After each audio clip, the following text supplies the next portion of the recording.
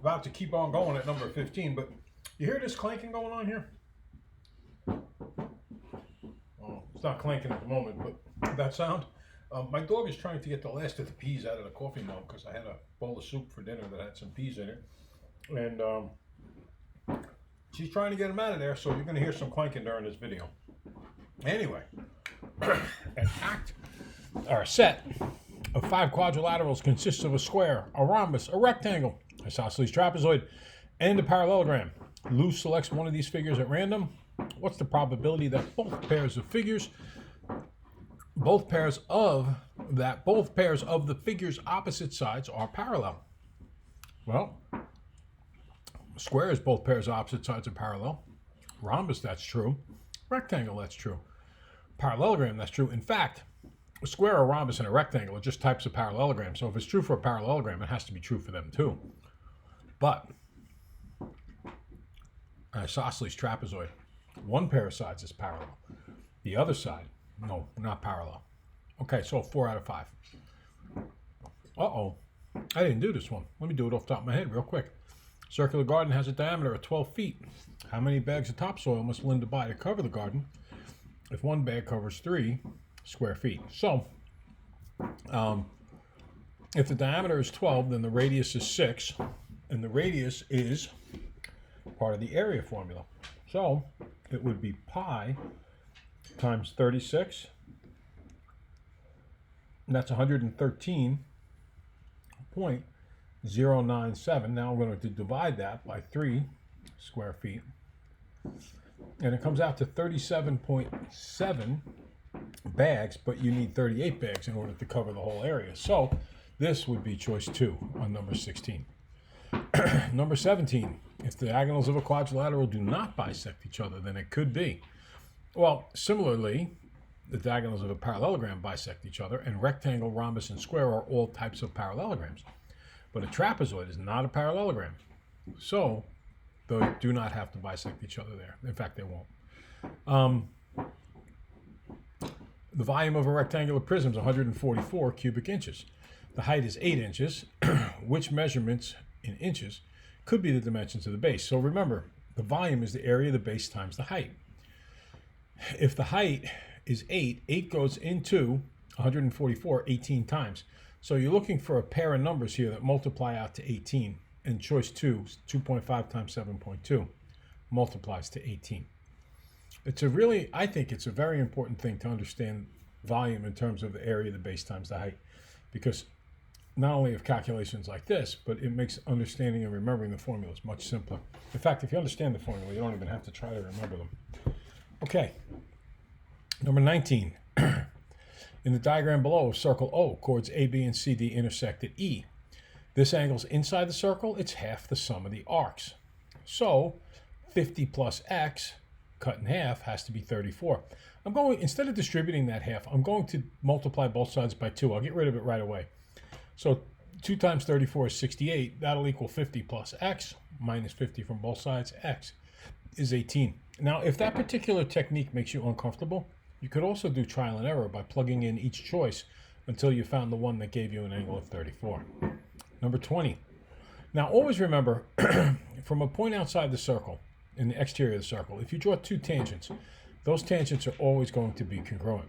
So if it says that AB, for instance, is 20 and AE is 12, well, that also means AD has to be 12 right away because those 2 tangents must be the same. It also means that BE has to be 8 because 12 plus 8 add up to 20.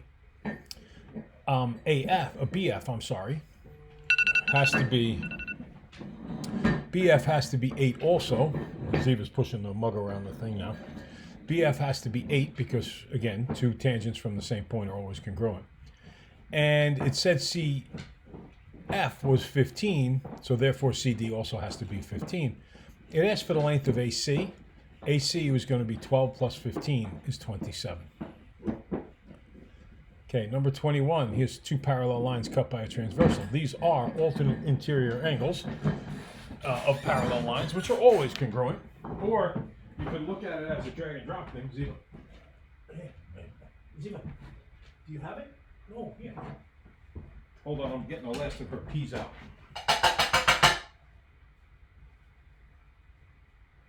she won't drive me crazy anymore. Okay, so the difficulties of dog ownership. Alternate interior angles are what these two angles are, because they're the inside tucks of the Z. Or you could look at them as, hey, they're both acute. Or if you did drag and drop, they'd be vertical to each other. So in either case, they're going to be congruent. So 6x plus 42 is 18x minus 12. Always start with the smallest number of the variable. Minus 6x from both sides. 42 is 12x minus 12. Adding 12. 12x is 54.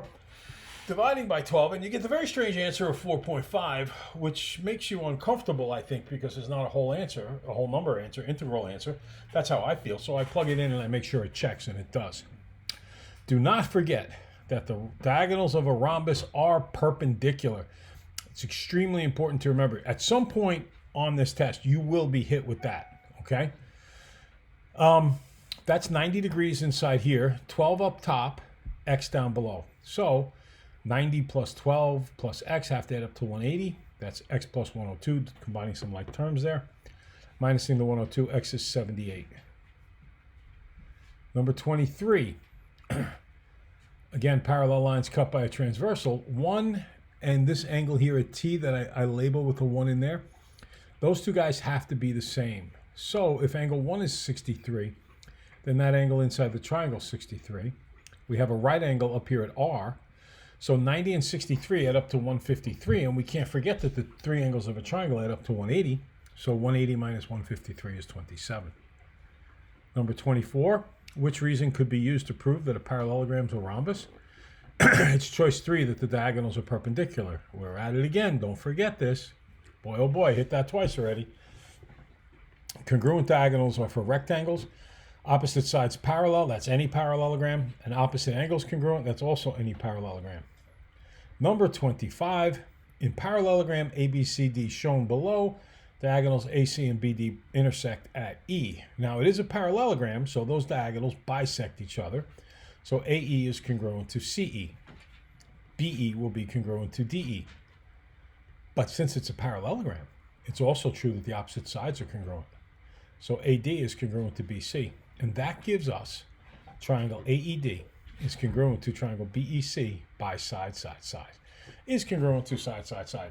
You are going to have one and only one question on the final that has anything to do with proofs. And it'll be the kind of thing like this. What's the reason? Is it side, angle, side, side, side, side, angle, side, angle, or angle, angle, side? All right, so that is the completion of your first pre-test. Remember, there are 3 of these guys. And if you want to get a flavor for every kind of question on the test, you want to make sure that you do all 3 of them, okay? When you are done, make sure you submit them to me.